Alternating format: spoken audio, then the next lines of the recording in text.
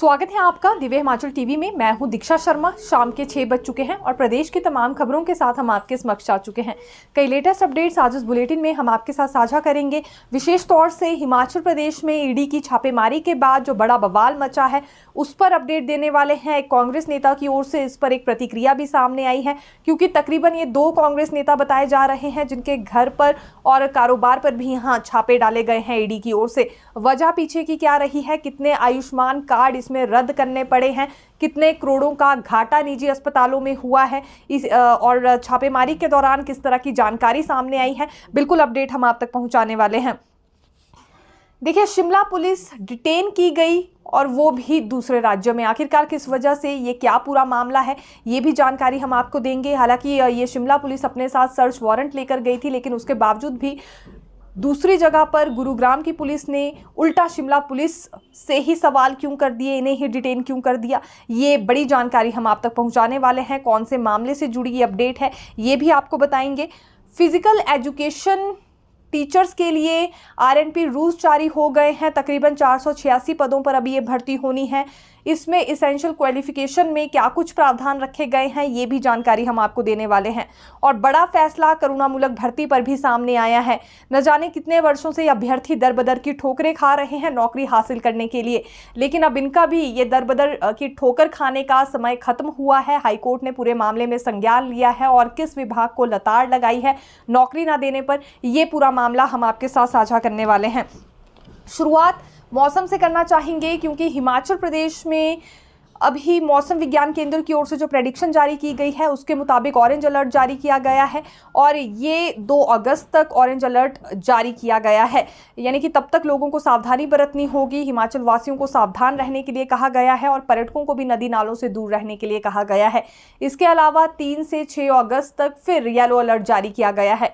फिलहाल असर तो हमें ना अभी येलो अलर्ट का देखने के लिए मिल रहा है, ना ऑरेंज अलर्ट का। रात भर ज़रूर बारिश होती है कुछ क्षणों के लिए, लेकिन दिन के समय या दोपहर की अगर बात करें तो देखिए धुंध के आगोश में अधिकांश क्षेत्र आते हैं, मेघ छाए रहते हैं, लेकिन उस हिसाब से बारिश नहीं हो रही है और अच्छी बारिश की चाह अभी बागवान भी रख रहे हैं। कृषि विश्वविद्यालय में निरंतर दूसरी बार कुलपति पद पर अतिरिक्त कार्यभार दे दिया गया है और ये प्रसार शिक्षा निदेशालय में निदेशक पद का अतिरिक्त कार्यभार डॉक्टर नवीन कुमार देख रहे थे। इन्हें ही अतिरिक्त कार्यभार अब कृषि विश्वविद्यालय के कुलपति के पद पर भी दे दिया गया है। ये दूसरी मर्तबा ऐसा हुआ है। इससे पहले डॉक्टर दिनेश कुमार वत्स कृषि विश्वविद्यालय पालमपुर में कुलपति का अतिरिक्त कार्यभार देख रहे थे, यानी कि इन्हें भी एडिशनल चार्ज ही दिया गया था और इनके बाद भी जो नवीन कुमार को यहाँ चार्ज दिया गया है ये भी अतिरिक्त चार्ज ही है। ये पहले से प्रसार शिक्षा निदेशालय में निदेशक पद का भी एडिशनल चार्ज देख रहे हैं। तो इस वजह से छात्रों की भावना कहीं ना कहीं आहत हुई है। उन्हें ये लगता है कि रेगुलर तौर पर वहाँ वीसी की नियुक्ति होनी चाहिए। बार बार अतिरिक्त कार्यभार कुलपति के पद पर दे दिया जाता है, जिस वजह से बहुत सारी चीज़ें प्रभावित होती है। दरअसल जो डॉक्टर दिनेश कुमार है, यानी कि जिन्हें पहले अतिरिक्त कार्यभार दिया गया था, ये 31 जुलाई को ही अपनी नियमित सेवा से रिटायर हुए हैं, जिसके बाद नया फैसला लिया गया है और इस पर अधिसूचना भी जारी हो चुकी है। मणिमहेश यात्रा में 5 लोगों के घायल होने की जानकारी सामने आई है। हालांकि ये 14 लोगों का ग्रुप था, मणिमहेश यात्रा पर निकला था। इसमें कुछ एक लोग कांगड़ा से थे, कुछ एक वृंदावन से थे और इसी तरह से अन्य इलाकों से भी लोग पहुंचे हुए थे। जैसे ही इन्होंने अपनी यात्रा शुरू की तो ये हड़सर से शुरुआत इनकी ओर से की गई और बीच में ये गई नाला के पास रुक गए थे, जहां पर भारी लैंडस्लाइड हुआ। लैंडस्लाइड की जद में ये यात्री आ गए। 5 लोगों को चोटें लग गई थी। 5 में 2 ऐसे भी लोग थे जिन्हें हल्की चोटें आई थी और प्राथमिक उपचार के बाद वापस भेज दिया गया, लेकिन 3 महिलाओं को गंभीर चोटें आई हैं और एक की हालत काफ़ी ज़्यादा नाजुक बताई जा रही है। फिलहाल चंबा मेडिकल कॉलेज में ही अभी इन तीनों महिलाओं का उपचार चल रहा है और बाकी के जो 2 पुरुष घायल थे, हल्की चोटें आई थी, इसलिए फिलहाल उन्हें भेज दिया गया है वापस उनके घर के लिए। जैसे ही स्थानीय लोगों को वहाँ ये भनक लगी कि भूस्खलन हुआ है और उसकी जद में कुछ यात्री आ गए हैं, तो पीड़ित यात्रियों को अपनी पीठ पर उठाकर स्थानीय लोगों ने अस्पताल तक पहुंचाया है। हड़सर से यात्रा तो इन्होंने ज़रूर शुरू की थी, लेकिन बीच में गई नाला में जब ये रुक गए तो वो पहले से लेकर ही खतरनाक जगह मानी जाती है। पहले भी कई दफ़ा वहाँ पर लैंडस्लाइड हुए हैं। इसलिए ये हम भी कहना चाहेंगे कि मणिमहेश यात्रा के दौरान अगर आप गई नाला में रुकते हैं तो आसपास की जगह ज़रूर देखें। पहले भी क्योंकि इस तरह के रिकॉर्ड सामने आए हैं जब वहाँ पर भारी लैंडस्लाइड हुआ हो, और आज भी देखिए बिल्कुल तस्वीरें इसी तरह की वहाँ बन गई थी। देखिए, जो ब्ला ऐप है इसके कारण बड़ा विवाद हो गया है। आप जानते भी होंगे, अभी कुछ समय पहले ही ऐप आया है। पर्सनल व्हीकल्स का इस्तेमाल भी कुछ लोगों की ओर से इस ऐप में किया जा रहा है। मान लीजिए आपको चंडीगढ़ तक या सोलन तक जाना है तो बस के किराया देकर ही आप पर्सनल व्हीकल में किसी के साथ जा सकते हैं। इसके लिए ब्ला ऐप में पूरी इन्फॉर्मेशन अपनी पर्सनल व्हीकल को पर्सनल व्हीकल की एक व्यक्ति को देनी होगी। लेकिन इस पर विवाद ये हुआ है कि टैक्सी चालक नाराज हो गए हैं और ये सोलन टैक्सी यूनियन की ओर से आवाज़ उठाई गई है। उनका ये कहना है कि बहुत सारे लोग चंडीगढ़ से, चाहे पर्यटक हैं या आम लोग हैं, वो टैक्सी करने के बजाय ब्ला ऐप का इस्तेमाल कर रहे हैं और बस में जो किराया लिया जाता है उससे भी कम किराए में वो सोलन तक या शिमला तक पहुँच रहे हैं, जिस वजह से इन्हें बहुत बड़ा नुकसान हो रहा है। ब्ला ऐप में जो भी लोग अपनी गाड़ियों को रजिस्टर करवा रहे हैं या जो भी लोग अपनी पर्सनल व्हीकल की इंफॉर्मेशन दे रहे हैं, उन्हें टैक्स तो नहीं देना पड़ता। ये तो टैक्सी चालकों से ही लिया जाता है, जिस वजह से इनका व्यवसाय बहुत बुरी तरह से प्रभावित हो रहा है। इस पर तुरंत प्रभाव से एक्शन होना चाहिए, ब्ला को बंद किया जाए, ये इन्होंने उपायुक्त सोलन से मांग उठाई है। हालांकि इस पर कोई कड़ी कार्रवाई अभी होती है या नहीं देखना होगा। आरटीओ सोलन से भी इन्होंने मुलाकात की है और उपायुक्त को भी ज्ञापन सौंप चुके हैं। हालांकि अभी सोलन टैक्सी यूनियन की ओर से ये मुलाकात की गई है आरटीओ सोलन में जाकर, लेकिन जो शिमला के टैक्सी ऑपरेटर्स या चालक हैं वो भी इस ऐप से थोड़े परेशान हो गए हैं, क्योंकि अब पर्यटकों को शिमला पहुंचना है, सोलन पहुंचना है, कहीं भी जाना है तो सबसे पहले ब्ला ऐप पर वो ट्राई करते हैं। बिल्कुल टैक्सी जैसी सुविधा मिल जाती है, छोटी गाड़ी में आने के लिए भी मिल जाता है और किराया भी बिल्कुल बस वाला इसमें लिया जा रहा है। लेकिन टैक्सी चालकों का व्यवसाय इससे बहुत बुरी तरह से प्रभावित हो रहा है। एक तरह से उनका कामकाज ठप हो गया है, ये बात उनकी ओर से कही गई। देखिए, शिमला में सबसे लंबी रोपवे बनने वाली है। ये दुनिया की सबसे बड़ी रोपवे होगी और देश की पहली इतनी लंबी रोपवे बनने जा रही है। तकरीबन इसमें 14 स्टॉप होंगे और 220 के करीब ट्रॉली बनाई जा रही है। 1734 करोड़ की लागत से इसका निर्माण होगा। ये जानकारी आज खुद डेप्यूटी सीएम मुकेश अग्निहोत्री की ओर से दी गई है। दरअसल रोपवे और रैपिड सिस्टम डेवलपमेंट कॉरपोरेशन की ओर से संगोष्ठी का आयोजन किया गया था HHH में, और वहीं ये जानकारी उप मुख्यमंत्री की ओर से दी गई। इस संगोष्ठी में ये भी मंथन हुआ है कि शिमला में जो इस रोपवे का निर्माण होना है कैसे हो सकता है, कब से इसकी शुरुआत हो सकती है। 1734 करोड़ की लागत से ये तैयार होगी और इसमें जो 14 स्टॉप्स बताए जा रहे हैं, एक तो तारा देवी से ओल्ड बस स्टैंड तक क्योंकि ये बनाई जा रही है, लेकिन बीच में टूटी कंडी, 102 tunnel, victory tunnel, IGMC, Sanjauli, Navbahar से सचिवालय तक भी रोपवे के द्वारा बाया जा सकता है। भीड़ काफ़ी ज़्यादा शिमला में बढ़ गई है। रोज़ाना ट्रैफिक की समस्या का सामना लोगों को करना पड़ रहा है। बहुत सारे पर्सनल वाहन भी सुबह सवेरे सड़कों पर नज़र आते हैं, तो इससे अब राहत मिल पाएगी। एक और पर्यटन भी काफ़ी प्रभावशाली यहाँ का बन पाएगा और पर्यटक भी इसी वजह से आकर्षित हो पाएंगे, उन्हें भी, क्योंकि रोपवे में अब यात्रा करने का मौका शिमला सिटी में मिलेगा, वो भी काफ़ी ज़्यादा दूरी तक, क्योंकि तकरीबन ये 14 किलोमीटर की बताई जा रही है। और ट्रांसपोर्टेशन को भी देखिए इससे यहाँ पर बढ़ावा मिलने वाला है, क्योंकि सड़कों की हालत इन दिनों काफ़ी ख़राब होती है। 1 से 1.5 या 2 घंटे का भी ट्रैफिक जाम लग रहा है, तो ट्रैफिक जाम जैसी समस्या से भी निजात मिल सकती है, क्योंकि आधी पॉपुलेशन फिर रोपवे में भी देखिए यहाँ की शिफ्ट हो जाएगी। कुछ एक लोग रोपवे से अपना सफ़र कर सकते हैं, कुछ एक पर्सनल व्हीकल में और कुछ एक ट्रांसपोर्ट जो बाकी सार्वजनिक ट्रांसपोर्ट रहता है उसमें भी अपना सफ़र कर सकते हैं। देखिए, कंगना रनौत ने एक बड़ा जुबानी हमला बोला है राहुल गांधी पर। नेता प्रतिपक्ष राहुल गांधी पर तीखे बोल यहाँ सांसद कंगना रनौत की ओर से बोले गए हैं। यूं तो अभी नवनिर्वाचित ही हैं, लेकिन जिस अंदाज में कंगना रनौत नज़र आ रही हैं, काफ़ी ज़्यादा चर्चे उनके हिमाचल प्रदेश और बाकी राज्यों में बने हुए हैं। दरअसल ये राहुल गांधी पर इनकी ओर से स्टेटमेंट ये दी गई है कि राहुल गांधी को अपना चेकअप करवाना चाहिए और यहाँ ये भी पता किया जाना चाहिए कि वो किसी तरह के नशे तो नहीं लेते हैं। जो संसद में बिना मतलब की बातें कहते हैं, बदहवास बातें यहाँ राहुल गांधी की ओर से संसद में कही जाती हैं, तो इसी वजह से उनका ड्रग टेस्ट होना चाहिए। हाल ही में नेता प्रतिपक्ष राहुल गांधी की ओर से एक स्टेटमेंट दी गई थी जिसमें उन्होंने ये बात कही थी कि एक और शिवजी की बारात है तो दूसरी ओर महाभारत का चक्रव्यूह है। और इसी पर यहाँ चुटकी लेते हुए कंगना रनौत ने ये कहा है कि वो पहली बार संसद में चुनकर गई हैं, लेकिन काफ़ी ज़्यादा शॉक्ड रह गई हैं उनकी इस तरह की बात को सुनते हुए। लोकतंत्र पर क्या उन्हें ज़रा भी विश्वास नहीं है, वो डिसरिस्पेक्ट करते हैं लोकतंत्र की, ये भी कंगना रनौत ने कहा। और साथ ही साथ ये भी कहा कि जो प्रधानमंत्री के तौर पर नरेंद्र मोदी जी को चुना गया है वो एक लोकतांत्रिक फैसला है, लोकतांत्रिक तरीके से उन्हें चुना गया है, तो इस पर राहुल गांधी को सवाल नहीं उठाने चाहिए। जिन लोगों ने नरेंद्र मोदी को बतौर प्रधानमंत्री चुना है वो क्या लोकतंत्र की रिस्पेक्ट नहीं करते हैं, इस सवाल का जवाब भी राहुल गांधी को देना चाहिए। यानी कि कई तरह के तर्क यहाँ कंगना रनौत की ओर से दिए गए हैं और अभी फिलहाल नेशनल लेवल पर भी ये चर्चा काफ़ी ज़्यादा ज़ोरों से गूंज रही है। जो स्टेटमेंट कंगना रनौत ने दे दी है कि ड्रग टेस्ट यहाँ पर होना चाहिए राहुल गांधी का, क्योंकि बदहवास बातें करते हैं, ये अपने होशो हवास में नहीं होते। चक्रव्यूह और शिवजी की बारात जैसी बातें ये संसद में आकर कर रहे हैं, तो इनसे क्या एक्सपेक्ट किया जा सकता है।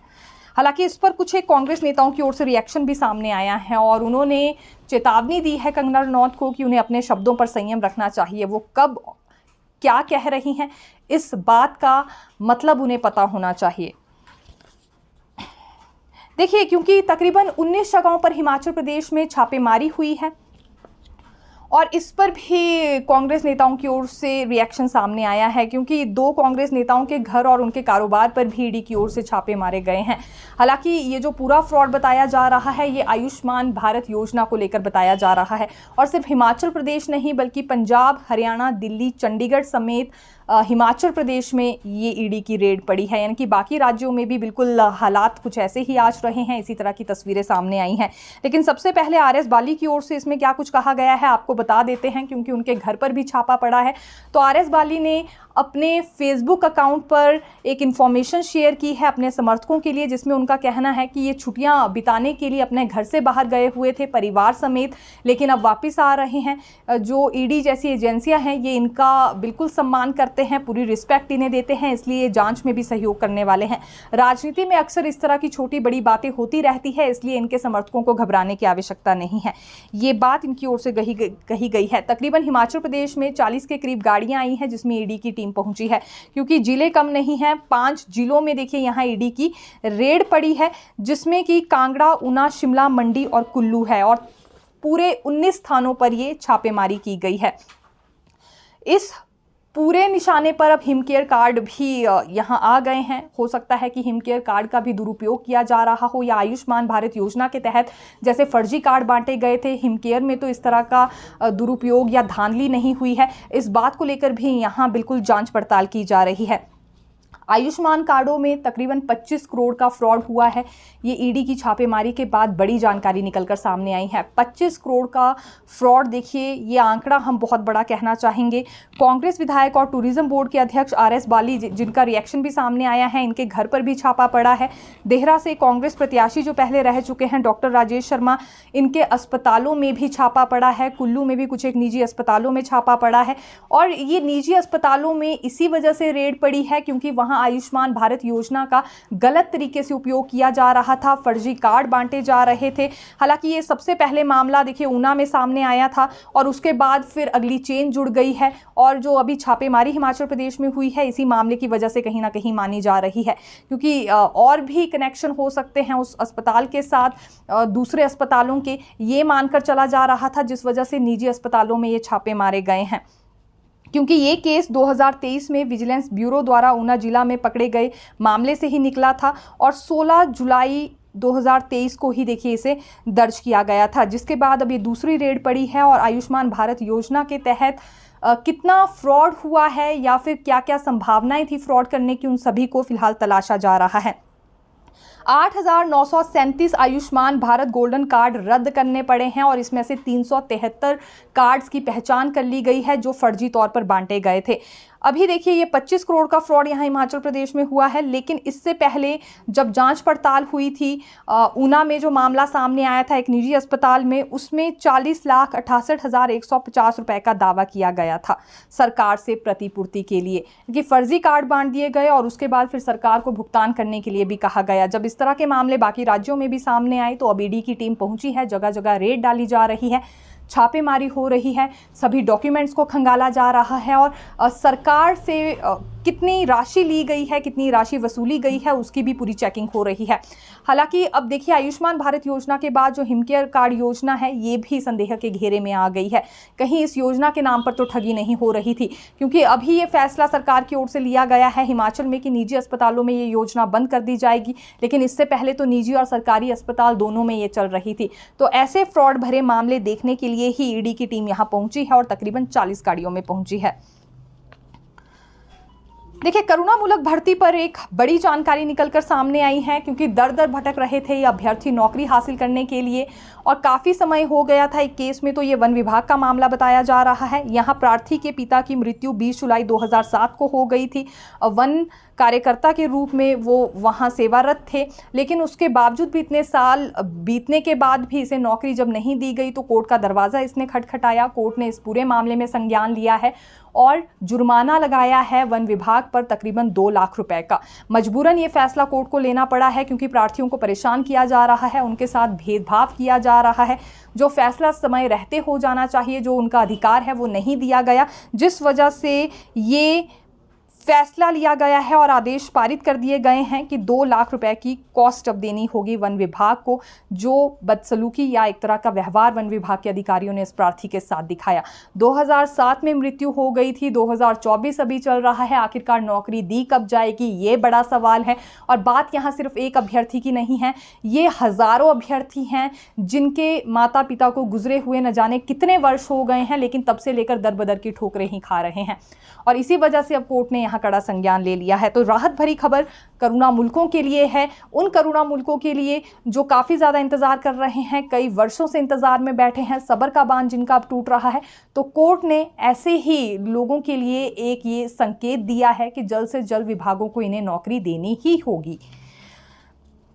देखिए माइनिंग पर भी बड़ा ऑर्डर हुआ है, ये हाईकोर्ट की ओर से ही आदेश जारी किए गए हैं। हिमाचल प्रदेश और उत्तराखंड राज्यों की सीमाओं के बीच स्थित आसन वेटलैंड संरक्षण रिजर्व के 10 किलोमीटर के दायरे में बिना अनुमति खनन करने वालों के खिलाफ अब बड़ी कार्रवाई होगी। आदेश जारी हो चुके हैं। कोर्ट ने राज्य सरकार से दोषियों पर की गई कार्रवाई रिपोर्ट भी तलब की है। आसन वेटलैंड यमुना और आसन नदी का 444 हेक्टेयर क्षेत्र है, जो उत्तराखंड के देहरादून जिले में यमुना नदी के साथ संगम तक फैला हुआ है। तो अब बख्शा नहीं जाएगा इन लोगों को भी जो कि अवैध खनन को अंजाम दे रहे हैं। देखिए खरीद फरोख्त मामले में शिमला पुलिस ही खुद डिटेन हो गई। ये दरअसल गुरुग्राम गई थी शिमला पुलिस की एक टीम जांच पड़ताल करने के लिए। 3 हेलीकॉप्टर कंपनियों का नाम सामने आया है खरीद फरोख्त मामले में, जिन पर ये जांच पड़ताल चल रही है और बाकायदा सर्च वारंट भी जारी किया गया था और अदालत से भी शिमला पुलिस टीम ने ये अनुमति ली थी कि ये बिल्कुल तहकीकात करना चाहते हैं इन हेलीकॉप्टर कंपनियों की। तो जैसे ही ये गुरुग्राम गए, गुरुग्राम की लोकल पुलिस ने इन्हें थाने में ही रोक दिया और आगे जांच नहीं करने दी, सही ढंग से ये जांच नहीं कर पाए हैं। हालांकि शिमला पुलिस की ओर से ये भी रिपोर्ट अब अदालत में रखी जाएगी कि मामले में एक तरह से रोकथाम की गई है, जांच नहीं करने दी गई और काफ़ी समय तक इन्हें रोक कर रखा गया। ये पूरी रिपोर्ट यानी कि रुकावट डालने पर मामले में किस तरह से रुकावट डाली गई है, ये अदालत में रिपोर्ट अब शिमला पुलिस की ओर से पेश की जाएगी। लेकिन सवाल तो बड़ा ये है कि यहाँ से सर्च वारंट लेकर शिमला पुलिस चाहती है गुरुग्राम में, उसके बावजूद भी उन्हें वहाँ की लोकल पुलिस डिटेन कर देती है, कई तरह के सवाल पूछती है और कई देर तक थाने में ही रोक कर रखती है। ये जो खरीद फरोख्त मामला है, अब इसमें जांच पड़ताल को लेकर कई तथ्य भी सामने आ रहे हैं और कई नए मोड़ भी सामने आ रहे हैं, लेकिन रुकावटें काफ़ी ज़्यादा हैं। कैसे अंतिम पड़ाव तक ये मामला पहुंचता है, ये देखना काफ़ी ज़्यादा रोचक रह गया है। मुख्यमंत्री सुखविंदर सिंह सुक्खू ने राज्यपाल शिव प्रताप शुक्ल से आज भेंट की है। हालांकि ये शिष्टाचार भेंट थी, लेकिन अभी जल्दी ही मानसून सत्र भी शुरू हो रहा है। 27 अगस्त से 9 सितंबर तक ये शुरू होगा और इसी की सिफारिश आज मुख्यमंत्री सुक्खू की ओर से राज्यपाल के समक्ष रखी गई है। साथ ही साथ अभी मानसून में जो नुकसान हो रहा है हिमाचल प्रदेश में, इसका भी एक ब्यौरा मुख्यमंत्री की ओर से राज्यपाल के समक्ष रखा गया है। जो एनपीएस शेयर जमा है केंद्र सरकार के पास तकरीबन 9,000 करोड़ तक का है कर्मचारियों का, और इस पर भी ज्ञापन दिया गया है राज्यपाल शिव प्रताप शुक्ल को। ये दरअसल एनपीएस संगठन के प्रदेश अध्यक्ष प्रदीप ठाकुर की ओर से ज्ञापन दिया गया है, और उन्होंने राज्यपाल शिव प्रताप शुक्ल को चिताया है कि केंद्र सरकार कर्मचारियों का पैसा वापस नहीं कर रही है, ये उनकी कमाई है, उनका अधिकार है और कर्मचारियों का ही इस शेयर में योगदान है, तो जल्द से जल्द ये केंद्र सरकार को वापस करना चाहिए। और इस बात की पैरवी राज्यपाल भी केंद्र सरकार के पास करें, ये इन्होंने अपने ज्ञापन में अपील की है। आज ये प्रदीप ठाकुर वाला गुट पहुंचा था राजभवन के बाहर और मीडिया से भी इन्होंने बात की है। हालांकि अभी देखिए एनजीओ फेडरेशन को लेकर प्रदीप ठाकुर की गुट की ओर से भी दावा जताया जा रहा है, लेकिन मान्यता इन्हें नहीं मिली है, और जब तक मान्यता नहीं मिलती तब तक कर्मचारियों की जेसीसी की बैठक भी नहीं हो पाएगी। विभिन्न मुद्दे हैं जो कि लंबित पड़े हैं और जेसीसी के बाद ही सुलझ सकते हैं। तो ये भी दावा आज प्रदीप ठाकुर की ओर से किया गया है कि जल्द से जल्द ये जेसीसी की बैठक भी अब बुलाई जाएगी, और उन्हें यकीन है कि मान्यता उनके गुट को ही मिलने वाली है।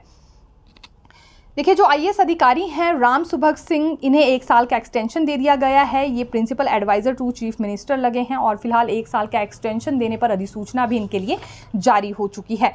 अब आना चाहेंगे लेक्चरल स्कूल न्यू फिजिकल एजुकेशन भर्ती पर। अभी हाल ही में कैबिनेट में फैसला हुआ था कि 486 के करीब पद भरे जाएंगे। आरएनपी रूल्स इसके लिए तैयार हो गए हैं, जो इसमें एसेंशियल क्वालिफिकेशन रखी गई है उस बारे में आपको जानकारी दे देते हैं, क्योंकि 486 के करीब पद भरे जाएंगे तो काफ़ी सारे अभ्यर्थी इस भर्ती का भी इंतजार कर रहे होंगे। देखिए, जो एसेंशियल क्वालिफिकेशन है वो बैचलर ऑफ फिजिकल एजुकेशन यानी कि BPED रखी गई है। इसके साथ ही बैचलर ऑफ फिजिकल एजुकेशन और bachelor of science in health and physical education होना इनके पास अनिवार्य है। स्पोर्ट्स में डिग्री होनी चाहिए एटलीस्ट 55% अंकों के साथ। यदि ये क्वालिफिकेशन आपके पास नहीं है तो कम से कम 50% मार्क्स BPED डिग्री में होना अनिवार्य किया गया है, और BPED में 55% मार्क्स यदि आपके हैं और साथ में BPE कोर्स भी आपने 3 साल की ड्यूरेशन का किया हुआ है तो भी आप इसके लिए बिल्कुल पात्र होंगे। लेकिन जो कंपल्सरी है वो ये है कि MPED MA physical education of at least 2 years duration from any national council for teacher education recognised institution, ये होना अनिवार्य है। MPED MA फिजिकल एजुकेशन की डिग्री आपके पास होनी चाहिए कम से कम 2 साल की ड्यूरेशन की। तो इन बातों का ध्यान रखना होगा अभ्यर्थियों को जो कि इसके लिए अप्लाई करने वाले हैं, क्योंकि इसमें 50% भर्ती होगी सीधे तौर पर, डायरेक्टली रिक्रूटमेंट जो होने वाली है, यानी कि पहले कॉन्ट्रैक्ट बेसिस पर जो रखे जाएंगे और उसके बाद फिर रेगुलर होंगे, और जो बाकी की 50% भर्ती बच जाती है वो प्रमोशन आधार पर होने वाली है। देखिए, युक्तिकरण को लेकर एक और बड़ा फैसला लिया गया है स्कूलों में। पहले ये था कि शिक्षकों को लेकर ही यहाँ युक्तिकरण होगा, यानी कि जहाँ एक विषय पढ़ाने के लिए 2 से ज़्यादा शिक्षक हैं या 3 शिक्षक भी हैं, वहाँ रैशनलाइजेशन की जाएगी, उनकी ट्रांसफ़र दूसरे ज़िलों में की जाएगी, दुर्गम क्षेत्रों में उन्हें भेजा जा सकता है, इस तरह की जानकारी सामने आई थी। लेकिन अब नॉन टीचिंग स्टाफ की भी रैशनलाइजेशन होने वाली है स्कूलों में। ये पहली मर्तबा ऐसा देखने में आया है, क्योंकि शिक्षकों की रैशनलाइजेशन तो पहले भी हुई है। कहीं अगर ज़रूरत से ज़्यादा स्टाफ है तो उन्हें इधर उधर डेपुटेशन पर भी भेज दिया जाता है, लेकिन अब नॉन टीचिंग स्टाफ को भी भेजा जाएगा और इनकी लिस्ट मंगवा ली गई है उच्च शिक्षा विभाग के निदेशक की ओर से, और 1 हफ्ते का समय दिया गया है बाकी डेप्यूटी डायरेक्टर्स को कि ये लिस्ट तैयार करके दी जाए। यानी कि ज़रूरत से ज़्यादा स्टाफ अब नॉन टीचिंग में भी स्कूलों में नहीं रखा जाएगा और जहाँ आवश्यकता है इन्हें वहीं भेजा जाएगा। जैसे अगर हम बात दुर्गम क्षेत्रों की करें तो वहाँ ना तो टीचिंग स्टाफ होता है ना ही नॉन टीचिंग स्टाफ होता है, दोनों की आवश्यकता क्योंकि दुर्गम क्षेत्र के छात्रों को रहती है, इस वजह से ये फैसला लिया गया है। शिक्षा में अगर गुणवत्ता लानी है तो ज़रूरी है हर जगह स्टाफ की कमी को दूर किया जाए, और इसी से शुरुआत अभी शिक्षा विभाग की ओर से की जा रही है। देखिए, जो पटवारी कानूनगो हैं वो बहुत बुरी तरह से भड़क गए हैं। तकरीबन आज 5वां दिन था जो कि इनकी हड़ताल जारी रही है। ऑनलाइन मोड पर कोई भी काम नहीं कर रहे हैं, हालांकि ऑफलाइन काम इनकी ओर से अभी भी जारी है। और इस सबके बीच नई बात यह है सरकार की ओर से, क्योंकि चेतावनी दी गई थी कि अगर सही से अपना काम नहीं करेंगे तो सस्पेंशन ऑर्डर्स इनके लिए जारी किए जाएंगे। अभी तक किसी भी पटवारी या कानूनगो पर कोई कार्रवाई नहीं की गई है, क्योंकि ऑफलाइन मोड पर ही अपना पूरा काम कर रहे हैं। लेकिन ऑनलाइन जैसे कुछ डॉक्यूमेंट्स व्हाट्सएप के थ्रू इनके पास पहुंचते थे या ग्रुप में किसी बात को लेकर इन्फॉर्म किया जाता था, इंटीमेट किया जाता था, वो सूचनाएं अभी ये नहीं ले रहे हैं। एक तरह से व्हाट्सएप ग्रुप से इन्होंने लेफ्ट कर दिया है। दरअसल आप जानते भी होंगे जिस फैसले का ये विरोध कर रहे हैं वो वही है कि स्टेट कैडर में इन्हें डाला जा रहा है। इनका कहना है जिला कैडर स्तर पर ही इन्हें रहने दिया जाए, क्योंकि स्टेट कैडर पर अगर इन्हें रखा जाएगा तो इनकी ट्रांसफर्स होंगी और इनका माइंडसेट ऐसा नहीं है कि इन्हें इस नौकरी में रहते हुए भी अपने ट्रांसफ़र ऑर्डर्स देखने पड़े। इसीलिए इन्होंने इस नौकरी को चुना था। कुछ एक पटवारी और कानूनगों की ओर से ये भी तर्क दिए गए हैं। तो ये अपने परिवार से दूर नहीं जाना चाहते। इनका माइंडसेट अभी ऐसा बना नहीं था, ना ही इन्होंने कल्पना की थी कि आने वाले समय में जिला कैडर से स्टेट कैडर में इन्हें किया जाएगा और अपनी डिस्ट्रिक्ट छोड़कर जाना होगा। तो फिलहाल इस फैसले पर पुनः विचार होना चाहिए और सरकार को वापस लेना चाहिए। इसीलिए ये कुछ दिनों से हड़ताल पर है, गेट मीटिंग भी कर रहे हैं, प्रदर्शन भी जारी है और कुछ एक जिलों में उपायुक्तों से भी ये मिल रहे हैं। लेकिन इस सबके बीच कोई एक्शन अभी तक नहीं लिया गया है और ऑफलाइन मोड पर भी इनकी ओर से काम किया जा रहा है। बिजली बोर्ड पेंशनर्स काफ़ी ज़्यादा हताश हैं और इनकी ओर से भी अब रणनीति तैयार की जा रही है आने वाले समय के लिए। इनका कहना है कि 1 जनवरी 2016 का जो वेतनमान लागू किया गया है उसके मुताबिक ग्रेच्युटी और लीव इन कैशमेंट का लाभ इन्हें नहीं दिया जा रहा है, जिस वजह से ये बेहद हताश हैं और साथ ही साथ एरियर की भी इनकी राशि बकाया रह रही है। सबर का बांध अब इनका टूट रहा है और सरकार इन्हें विवश कर रही है कि ये सड़कों पर उतरकर आंदोलन करे। अगर सरकार इनका ये आंदोलन रोकना चाहती है तो समय रहते ही ग्रेच्युटी, लीव इन कैशमेंट और एरियर का लाभ इन्हें दे दिया जाए। खैर, बिजली बोर्ड में वैसे ही बहुत सारी समस्या हैं। जो कार्यरत कर्मचारी हैं उनके लिए तो ओपीएस अभी तक बहाल हो नहीं पाई, लेकिन जो बाकी वित्तीय भुगतानों को लेकर उम्मीद लगाई हुई है पेंशनर्स ने, वो पूरी होती है अब या नहीं होती है, ये भी हम देखेंगे। तो फिर मिलेंगे नई खबर के साथ। देखते रहिए दिव्य हिमाचल टीवी। धन्यवाद।